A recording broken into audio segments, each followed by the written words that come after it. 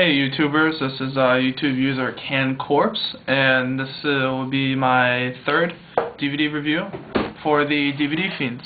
Sorry I missed last week. I didn't make it formal, but I'm apologizing for not putting out a video. I felt that I did not have a particularly good movie enough to apply to the certain choice of genre. I'm not saying that it was a bad choice of genre. I personally did not have anything to add to that I felt was appropriate, and I still stand by that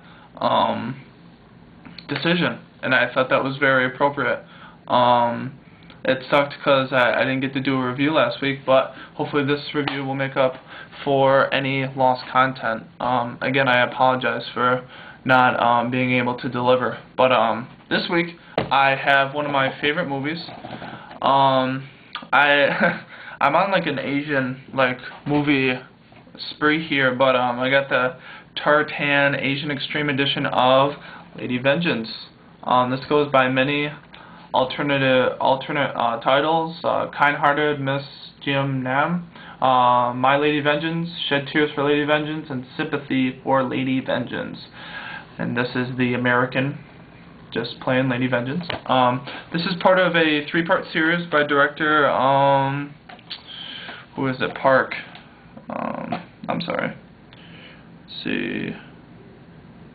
I have it written down here. Chan-wook Park, excuse me. He's a Korean film director. This is a 2005 film. This is the predecessor to Sympathy for Mr. Vengeance. I have not seen that one, but that's the first in the series. This is the second, and then followed by The Immortal Old Boy, which is probably the most famous of the trilogy.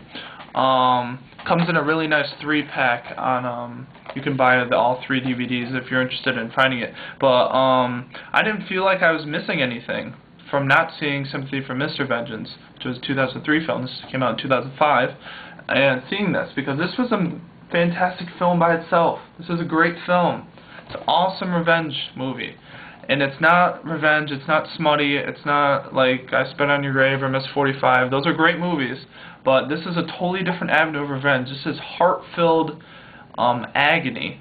And it starts off when this lead character, I'm going to mispronounce her name, is Gamja.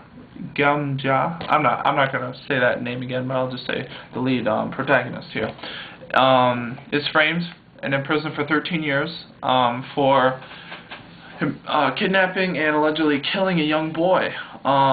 It was a huge scandal because she was this beautiful, she looks pure girl, this gentle woman, and who would have thought she would have it in her to kidnap and kill a child. It was just unheard of, and they did a really good job in this movie through the news reports of it, and they even went as far as this is an odd movie, but they went as far as saying, "Oh, how did you kill him?" And they had her with the face mask for some reason. They thought she might have a disease of killing or something, but they had her do it on a doll for some reason, and that was a weird. Everybody went nuts. They were screaming crazy, but anyway, she develops good relationships with the prisoners.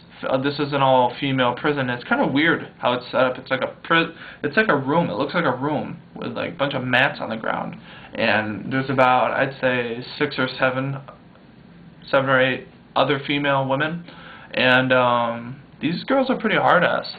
They taking shit. But she actually develops a relationship with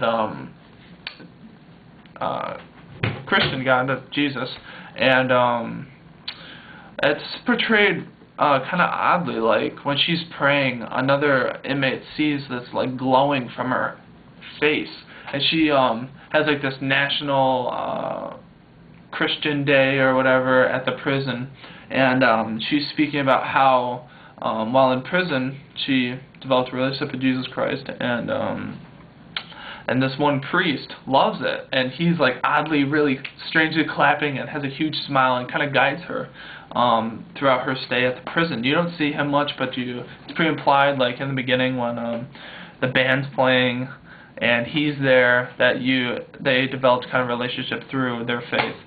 And comes time when she comes out, and she's given the traditional white tofu for purity, and she basically says, "You're an asshole for believing that I did this," and like tips the plate over, and everybody's in shock. The band like stops playing, the cymbal like crashes right before the plate does. It's cool, I like that. And then she goes on her adventure of wreaking revenge. It ends up being this English school teacher named Mr. Bake, B-A-E-K, and he's just a normal looking guy, and he's been, I guess, doing this for a little while, and just kidnapping kids and sending these like tapes of them to their parents. So there's this whole group of people that have had children stolen from them, and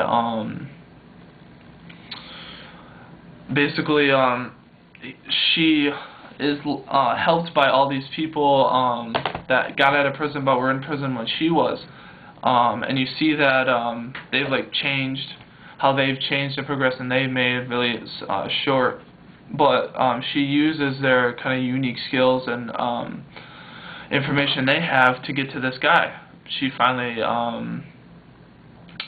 gets to this guy and ties him down, and one by one shows the tapes of the children in this room. They're at like this secluded like farmhouse, and he's in another room, but he can and all the parents are in another room with this woman saying this is what he did to your child, and he had already killed them before he sent these out to you, so they were giving him false hope, and it was just really kind of crazy. Like, this guy was nuts.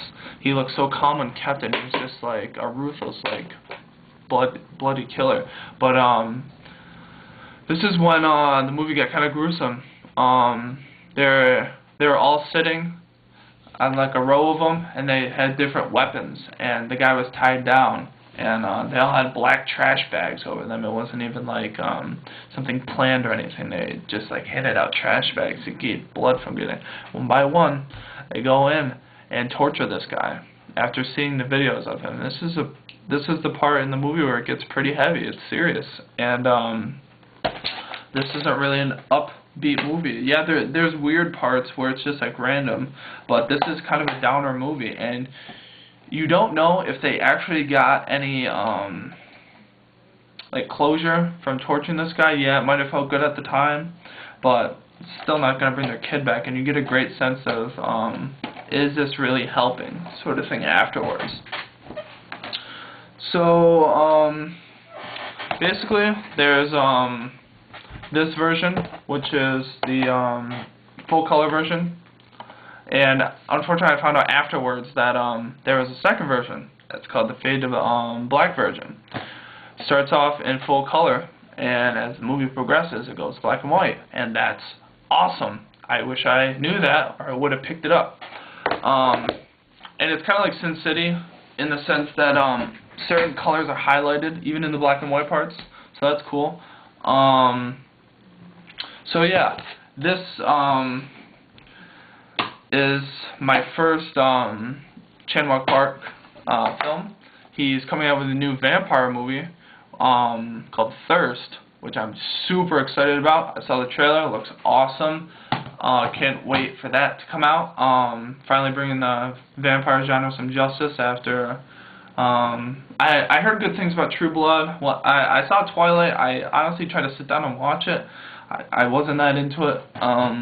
I did not really like it because I saw 30 Days a Night and liked that, and I like the idea of brutal, like grisly, unforgiving vampires, and I wasn't into the nice vampires. But hopefully this proves to be cool. Thirst.